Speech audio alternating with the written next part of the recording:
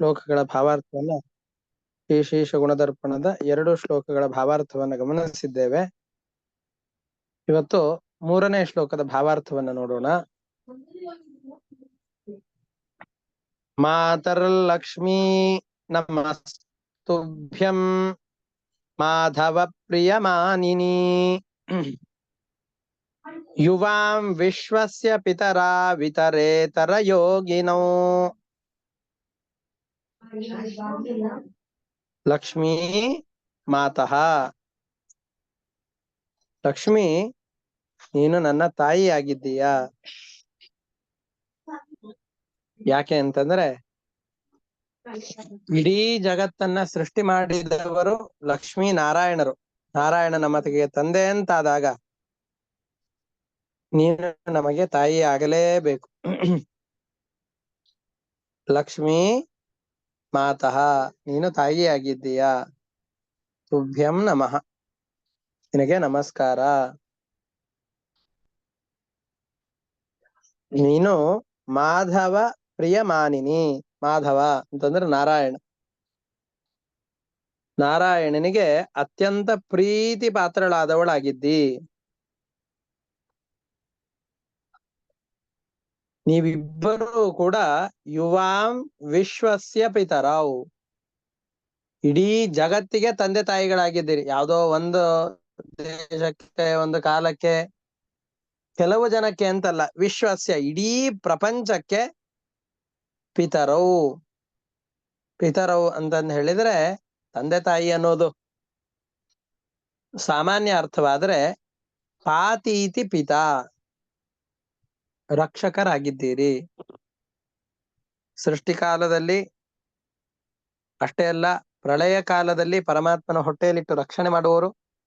ಪ್ರಕೃತಿಯ ಸಂಬಂಧದಿಂದ ಈ ಶರೀರಾದಿಗಳು ನಮಗೆ ಸಿಕ್ತು ಅಂತಾದ್ರೆ ಈ ಶರೀರಾದಿಗಳಿಂದ ಸಾಧನೆಯನ್ನು ಮಾಡಲಿಕ್ಕೆ ಸಾಧ್ಯವಾಗ್ತದೆ. ಹಾಗಾಗಿ ನಮಗೆ ಭಗವಂತನ ಮತ್ತು ಲಕ್ಷ್ಮೀದೇವಿಯ ಅನುಗ್ರಹದಿಂದ ಈ ಸಾಧನವಾದಂತಹ ಶರೀರ ಸಿಕ್ಕಿದೆ. ಇಂತಹ ಪರಮಾತ್ಮನೇ, ಲಕ್ಷ್ಮೀದೇವಿಯೇ, ನೀವಿಬ್ಬರು ಜಗತ್ತಿಗೆ ರಕ್ಷಕರಾಗಿದ್ದೀರಿ. ಯುವಾಂ, ಯುವಾಂ ಅಂತಂದ್ರೆ ನೀವಿಬ್ಬರು, ವಿಶ್ವಸ್ಯ ಇಡೀ ಜಗತ್ತಿಗೆ, ಪಿತರೌ ರಕ್ಷಕರಾಗಿದ್ದೀರಿ. ಇತರೇತರ ಯೋಗಿನೋ, ಲಕ್ಷ್ಮೀದೇವಿಯನ್ನು ಬಿಟ್ಟು ನಾರಾಯಣ ಇರಲಾರ, ನಾರಾಯಣನನ್ನು ಬಿಟ್ಟು ಲಕ್ಷ್ಮೀದೇವಿ ಇರಲಾಳಲು. ಪರಮಾತ್ಮನನ್ನ ಗಟ್ಟಿಯಾಗಿ ಭಕ್ತಿಯಿಂದ ಸ್ತೋತ್ರ ಮಾಡಿದೆವು ಅಂತಾದ್ರೆ ಲಕ್ಷ್ಮೀದೇವಿ ತಾನಿದ್ದಲ್ಲೇ, ನಾವಿದ್ದಲ್ಲಿಗೆ ಬರ್ತಾಳೆ. ಯಾಕೆ? ನಾರಾಯಣ ಇದ್ದಾನೆ ಅಂತ. ಲಕ್ಷ್ಮೀದೇವಿಯನ್ನ ಒಲಿಸಿಕೊಂಡ್ವಿ ಅಂತಂದ್ರೆ, ಒಲಿಸಿಕೊಳ್ಳೋದು ಅಂತಂದ್ರೆ ದುಡ್ಡನ್ನ ಮನೇಲಿ ತಂದಿಟ್ಕೊಳ್ಳೋದು ಅಂತ ಅರ್ಥ ಅಲ್ಲ. ಲಕ್ಷ್ಮೀದೇವಿ ಸಕಲ ವಿದ್ಯೆಗಳಿಗೆ ಅಭಿಮಾನಿಯಾದಂತಹ ದೇವತೆ. ಒಳ್ಳೆ ಜ್ಞಾನವನ್ನು ನಾವು ಪಡೆದಿದ್ದೇವೆ ಅಂತಂದ್ರೆ ಪರಮಾತ್ಮ ಬಂದ್ಬಿಡ್ತಾನೆ. ಯಾಕೆ ಅಂತಂದ್ರೆ ಜ್ಞಾನಿ ಪ್ರಿಯತಮೋತೋಮೆ, ಜ್ಞಾನಿಗಳು ನನಗೆ ಅತ್ಯಂತ ಪ್ರೀತಿ ಪಾತ್ರರಾದವರಾಗಿದ್ದಾರೆ. ಇದು ಪರಮಾತ್ಮನ ಮಾತು, ಭಗವದ್ಗೀತೆಯಲ್ಲಿ ಕೃಷ್ಣ ಹೇಳಿದ ಮಾತು. ನಮಗೆ ಅತ್ಯಂತ ಪ್ರೀತಿ ಪಾತ್ರರಾದಂತಹ ವ್ಯಕ್ತಿಗಳು ಯಾರು ಅಂತಂದ್ರೆ ಜ್ಞಾನಿಗಳು ಅಂತ ಕೃಷ್ಣ ಹೇಳಿದ್ದಾನೆ.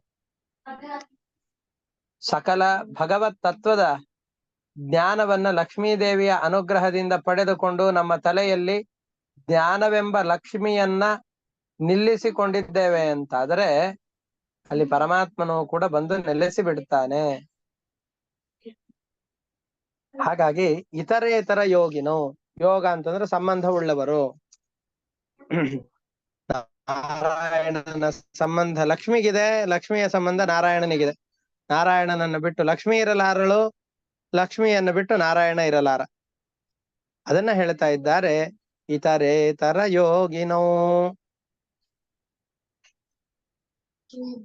ಮಾತರ್ ಲಕ್ಷ್ಮೀ ನಮಸ್ತುಭ್ಯಂ, ಲಕ್ಷ್ಮೀ ತುಭ್ಯಂ ನಮಃ, ಲಕ್ಷ್ಮೀ ದೇವಿಯೇ ನಿನಗೆ ನಮಸ್ಕಾರ.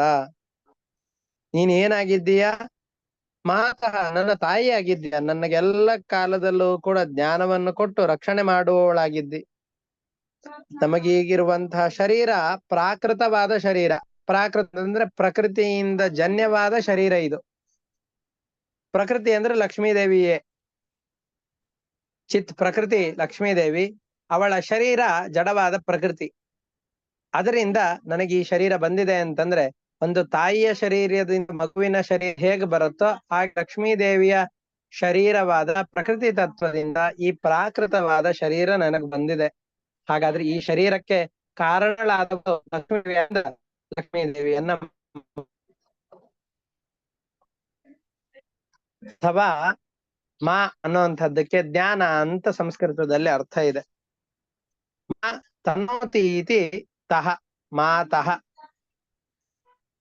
ಜ್ಞಾನವನ್ನು ತಂದು ಕೊಡುವವಳು ನೀನಾಗಿದ್ದಿ. ಆದ್ದರಿಂದ ಜ್ಞಾನಕ್ಕೋಸ್ಕರ ಅಂತ ನಿನ್ನನ್ನು ನಮಸ್ಕಾರ ಮಾಡ್ತಾ ಇದ್ದೇನಮ್ಮ. ಮಾಧವ ಪ್ರಿಯ ಮಾನಿನಿ, ಮಾಧವ ಅಂತಂದ್ ಹೇಳಿದ್ರೆ ನಾರಾಯಣ.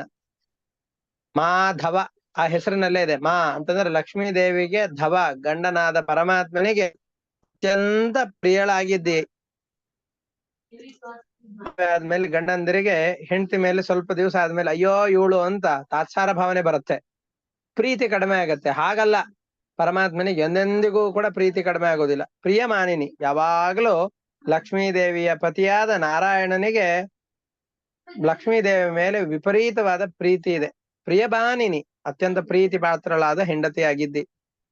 ಅಷ್ಟೇ ಅಲ್ಲ, ನೀವಿಬ್ರು ಇಡೀ ಜಗತ್ತಿಗೆ ರಕ್ಷಕರಾಗಿದ್ದೀರಿ. ಯುವಾಂ, ನೀವಿಬ್ಬರು ವಿಶ್ವಸ್ಯ, ಇಡೀ ಪ್ರಪಂಚಕ್ಕೆ, ಚೇತನವಾದ ಅಥವಾ ಜಡವಾದ ಎಲ್ಲ ಪ್ರಪಂಚಕ್ಕೆ, ಎಲ್ಲ ಜಗತ್ತಿಗೂ ಕೂಡ ನೀವು ತಂದೆಯಾಗಿದ್ದೀರಿ, ರಕ್ಷಕರಾಗಿದ್ದೀರಿ, ತಂದೆ ತಾಯಿಗಳಾಗಿದ್ದೀರಿ. ಇತರೇತರ ಯೋಗಿನೋ, ಒಟ್ಟಿಗೆ ಯಾವಾಗ್ಲೂ ಇರ್ತೀರಿ. ನಿಮ್ಮನ್ನು ಬಿಟ್ಟು ನಾರಾಯಣ ಇರಲಾರ, ನಾರಾಯಣನನ್ನು ಬಿಟ್ಟು ನೀನು ಇರಲಾರೆ. ಇಂತಹ ನಿಮ್ಮಿಬ್ಬರನ್ನ ನಾನು ನಮಸ್ಕಾರ ಮಾಡ್ತೇನೆ. ಅದರಿಂದ ನೀವಿಬ್ರು ನನ್ನ ಮನೆಯಲ್ಲಿ ಬನ್ನಿಲ್ಲಿ, ಮನೆಯಲ್ಲಿ ನನ್ನ ಮನದಲ್ಲಿ ಬಂದು ನಿಂತು ನನ್ನನ್ನ ರಕ್ಷಣೆ ಮಾಡಿ ಅಂತ ಇದರಲ್ಲಿ ಪ್ರಾರ್ಥನೆ ಮಾಡ್ತಾ ಇದ್ದಾರೆ. ಮಾತರ್ಲಕ್ಷ್ಮೀ ನಮಸ್ತುಭ್ಯಂ ಮಾಧವ ಪ್ರಿಯಮಾನಿನಿ, ಯುವಾಂ ವಿಶ್ವಸ್ಯ ಪಿತರಾ ವಿತರೇತರ ಯೋಗಿನೋ ಅಂತ ಈ ಶ್ಲೋಕವನ್ನು ಹೇಳ್ತಾ ಇದ್ದಾರೆ. ಇಷ್ಟಕ್ಕೆ ಇವತ್ತಿನ ಪಾಠವನ್ನು ನಿಲ್ಲಿಸ್ಕೊಳ್ಳೋಣ. ಇದರಲ್ಲಿ ಏನಾದ್ರೂ ಸಂಶಯಗಳಿದೆ ಅಂತಂದ್ರೆ ಕೇಳಬಹುದು. ಏನು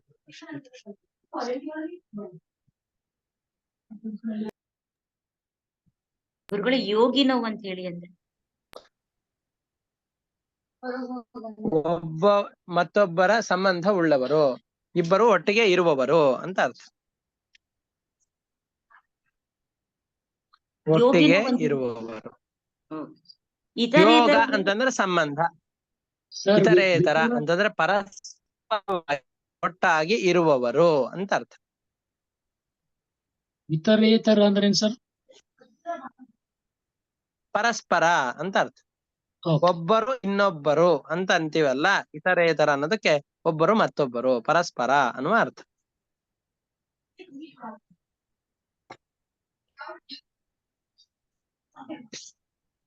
ಧನ್ಯವಾದಗಳು ಸರ್.